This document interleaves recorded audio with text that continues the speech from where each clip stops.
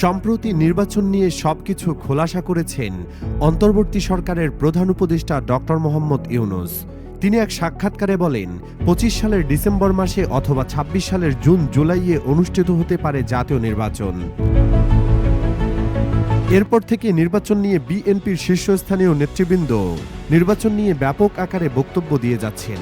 সম্প্রতি বিএনপির সাবেক সংসদ সদস্য হারুনুর রশিদ অন্তর্বর্তীকালীন সরকারকে উদ্দেশ্য করে বলেছেন, নির্বাচন নিয়ে নাটক বন্ধ করুন, সুষ্ঠু ও অবাধ শান্তিপূর্ণ একটি নির্বাচন দেন, জনগণ নির্বাচনের জন্য মুখিয়ে আছেন।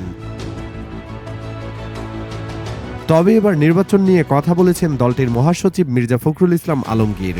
আজ দুপুরে গুলশানে বিএনপির রাজনৈতিক কার্যালয়ে এক সংবাদ সম্মেলনে তিনি মন্তব্য করেছেন, চাইলেই জুলাই আগস্টের মধ্যে জাতীয় নির্বাচন আয়োজন করা সম্ভব।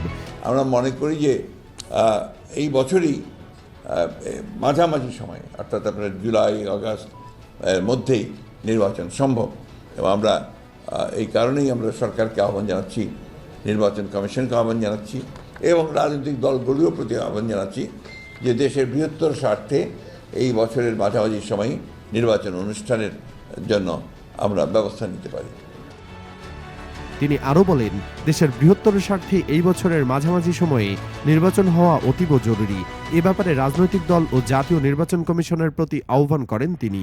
নির্বাচনে দেশের বৃহত্তর স্বার্থ প্রসঙ্গে তিনি বলেন, দেশ ও জাতি একটা ক্রান্তিকালের মধ্য দিয়ে যাচ্ছে। গণতন্ত্র ফেরাতে কেউ যেন নির্বাচনের পথকে বাধার সম্মুখীন না করে। নির্বাচন হলে দেশে গণতন্ত্র ফিরে আসবে। অপরদিকে বিএনপির ভারপ্রাপ্ত চেয়ারম্যান দীর্ঘ ১৭ বছর ধরে লন্ডনে আছেন। দেশনায়ক তারেক রহমানকে ছাড়া দলটি কিভাবে নির্বাচনের প্রস্তুতি নেবে সেই প্রশ্ন এখন সবার মনে। বিএনপির শীর্ষস্থানীয় নেতারা জানিয়েছিলেন, ডিসেম্বরেই দেশে ফিরবেন তারেক রহমান, কিন্তু নতুন করে বিএনপির শীর্ষ নেতৃবৃন্দ থেকে শোনা যাচ্ছে এপ্রিলে বাংলাদেশে ফিরবেন তারেক রহমান।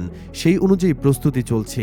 তিনি এসে আগাম নির্বাচনী প্রচারণায় অংশ নেবেন। কিন্তু বর্তমানে দেশের অধিকাংশ মানুষ কমপক্ষে আরও ৩ বছর এই অন্তর্বর্তীকালীন সরকারকে ক্ষমতায় দেখতে চায়।